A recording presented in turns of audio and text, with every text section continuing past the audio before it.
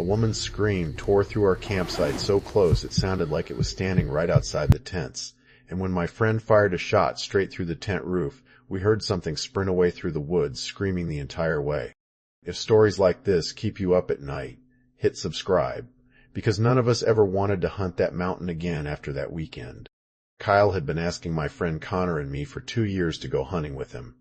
We kept brushing it off, mostly because neither of us knew what we were doing and hunting was never really our thing. Kyle, on the other hand, was the kind of guy who genuinely knew how to do everything.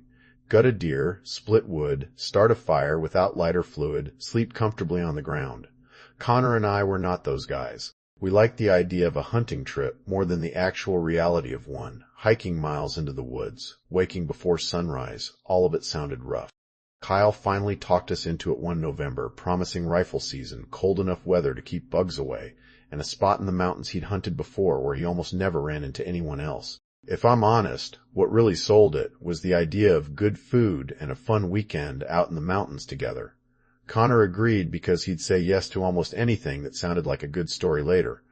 I agreed mostly because I didn't want to be the only one still saying no. We loaded Kyle's truck before sunrise and drove a few hours into the mountains. Kyle walked us through everything the whole way, like a beginner's class. How to keep rifles pointed safe, how to move quietly, what deer sign looked like, how to spot trails through thick woods I never would have noticed myself. We parked at a pull-off near an old logging road and hiked in for what felt way longer than the few miles Kyle promised. By the time we reached our spot, my shoulders were aching and my legs were shaking on the steeper stretches. We found a flat spot near a small creek and set up camp, Kyle doing most of the actual work since Connor and I were fairly useless at it. By dark, tents were up, fire going, a ring of logs pulled around it to sit on. That first night genuinely felt perfect for a while. Dead, quiet woods except the fire popping and the creek running over rocks, all of us swapping old high school stories, laughing at how bad Connor was at pitching a tent. I remember thinking I finally understood why people liked this. Then, out of nowhere, a scream tore through the woods somewhere in the distance. We all stopped talking instantly. Kyle tilted his head, listening. Connor half laughed, said it sounded like a woman getting murdered. Kyle offered that it might be a fox. Apparently they can make sounds eerily close to a screaming woman. I wanted that explanation to be true, because it hadn't sounded anything like a fox to me. Distance made it easier to convince ourselves, though, and after a minute or two we started talking again. If a little less relaxed than before. About 5 minutes later the scream came again, much closer this time, maybe a football field away. Loud enough that all conversation died instantly. Unmistakably a woman's scream, one long note that cut off all at once. Connor stood up, stared into the dark past the firelight. Kyle got up too. Connor called out, asking if someone needed help. I told him that was a bad idea, and we all just stood there listening for a response. Nothing came back. Kyle looked uncomfortable in a way I hadn't seen from him before. He said if it was really a person, they probably would have answered. Then he told us to kill the fire and get into the tents. Didn't need to explain why. The fire was basically a beacon marking exactly where we were. We put it out fast, climbed in with our rifles closed. I barely slept, every small sound setting my brain off. Must have passed out eventually because I woke to gray, cold morning light and no desire to leave my sleeping bag. Eventually the need to pee one out. Stepping outside, I noticed our chairs tipped over. A cooler turned sideways, a snack bag torn open and dragged a few feet, and Kyle's backpack lying near the dead fire when it had definitely been leaning against a tree the night before. I called for Kyle and Connor, both stumbling out half awake. Kyle immediately guessed a bear had come through. Reasonable enough we hadn't hung food properly, and there'd been plenty of food smell around camp. Strange part was how little was actually missing versus just moved around. Still, I wanted a normal explanation badly enough to accept it. He suggested moving camp deeper into the woods, partly for the bear, partly to get closer to where he wanted to hunt that day. So we packed and relocated to a spot farther from the creek, tucked into a thicker patch of woods on a slope, somehow felt more isolated even though it probably wasn't much farther in. We hunted most of the day, Kyle keeping us in sight while showing us how to watch tree lines and openings. Connor treated it like a game at first, but even he settled by mid-afternoon.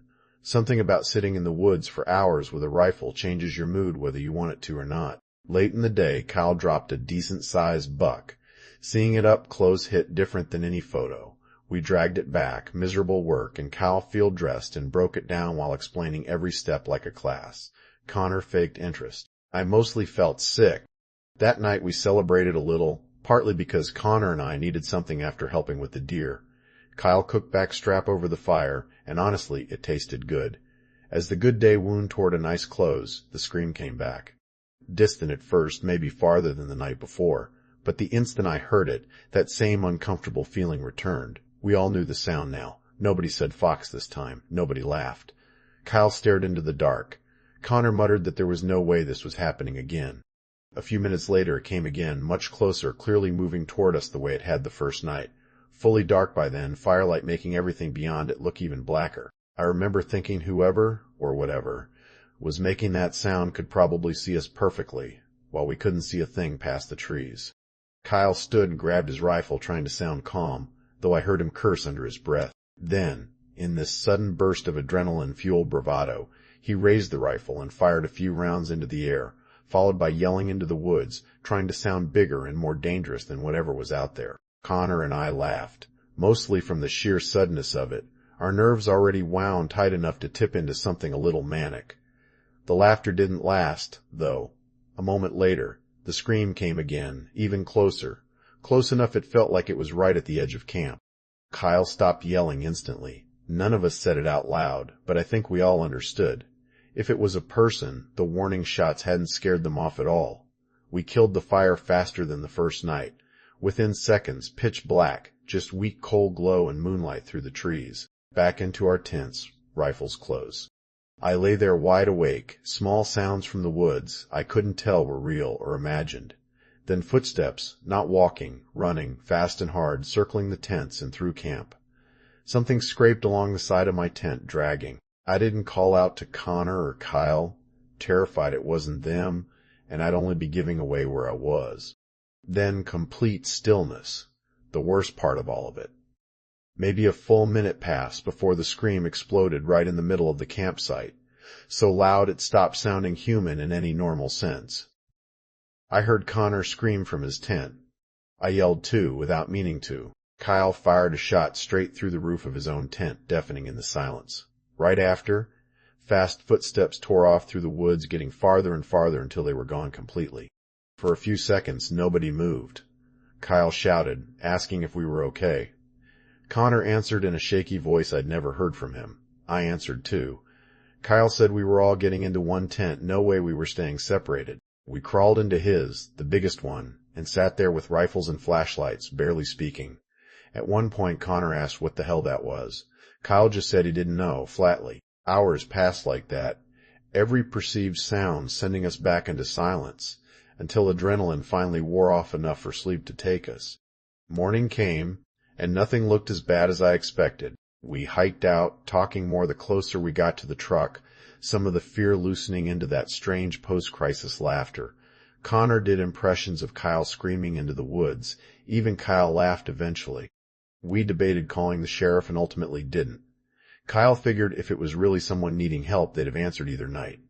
Connor guessed it was someone messing with hunters. I guessed maybe someone in real distress trying to lure people out. Both explanations felt like easy assumptions dressed up as answers. Truthfully, none of us actually knew. I got home exhausted that night, expecting to sleep well, but woke up drenched in sweat from a dream. Back in those woods alone, a woman standing between the trees covered in blood, screaming for help, looking directly at me. I couldn't move toward her, just stood there while she screamed until I woke up. I sat on the edge of my bed for a long time afterward, wondering what that dream actually meant, whether some part of me felt guilty. What sticks with me most is the real possibility that someone had genuinely been out there that night, and we chose to hide instead of helping. I still tell myself that if someone truly needed help, they would have come toward the fire, said something, anything. All three of us still wonder honestly whether someone needed us that night, or whether something much darker was out there instead. What that weekend left me with, more than the fear itself, is how hard it is to know the right call in a moment like that, and how much that uncertainty can follow you home long after the danger's actually passed. Sometimes the hardest part isn't surviving a frightening night. It's living with not knowing if you did the right thing. If you've ever had to make a split-second call in the woods, or anywhere isolated, that you still think about. I'd genuinely love to hear about it. Drop your story in the comments, because some of the best ones I cover started exactly this way.